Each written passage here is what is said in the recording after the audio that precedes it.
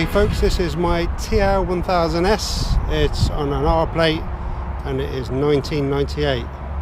It's a W model, so what does that really mean? The first model they brought out was about 125 brake horsepower, but the fuel injection was a bit ropey and it had a bit of a reputation for launching the rider off, so they messed around with the ECU, so I think this runs probably about 112, 115 brake, I think, and they put the steering damper on it, as you can see.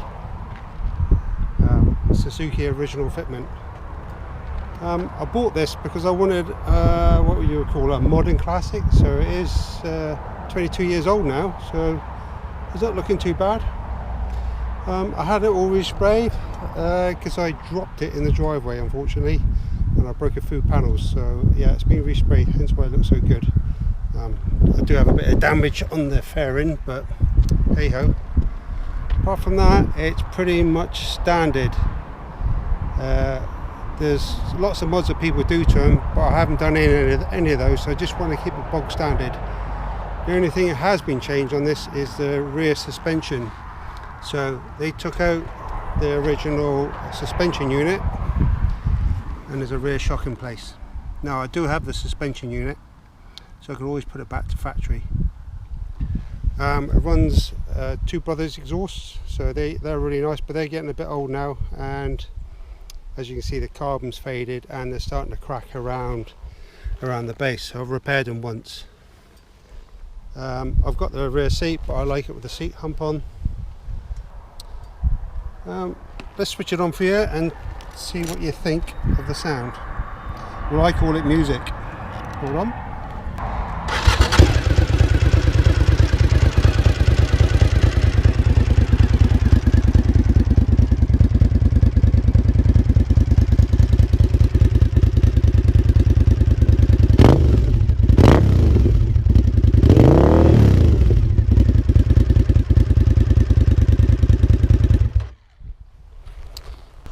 Yeah, I think it sounds really great.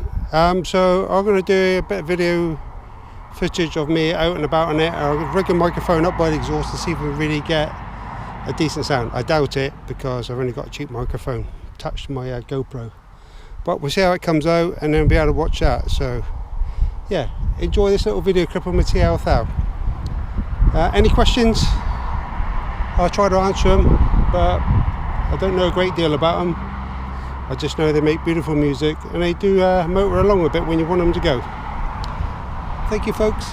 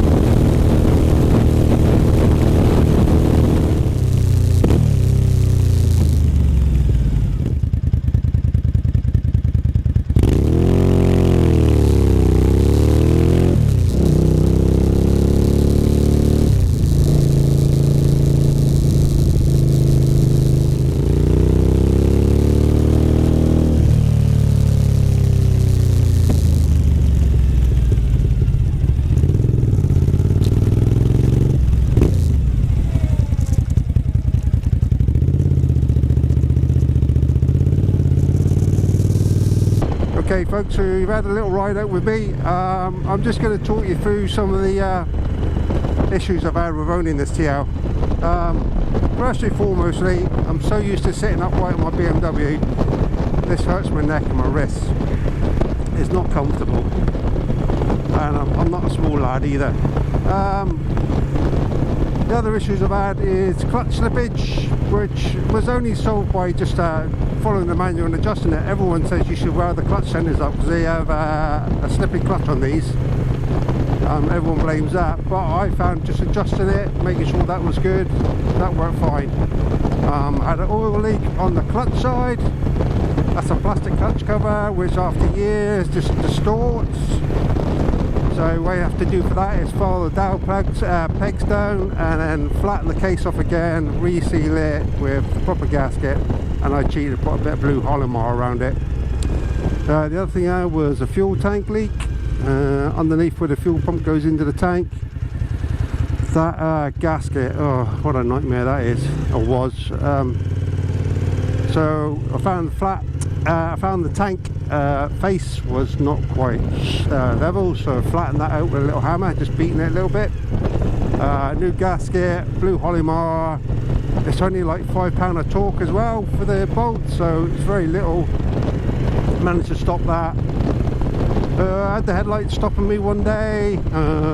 Just found a burnt out wire on the wiring loom, and these bikes are known for dodgy electrics. The wiring loom is can't carry the voltage or the current, shall I say. I'm no electrician, as you can probably guess.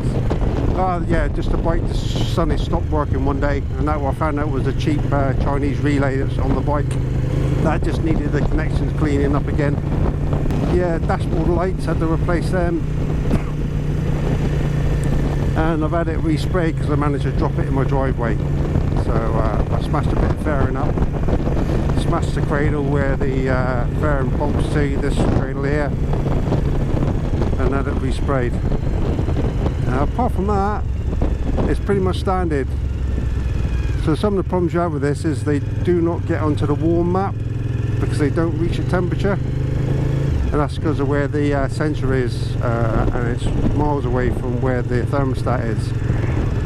So this bike generally runs, well, it thinks it's running too cool, so it needs to get to 80 degrees to get onto the warm map.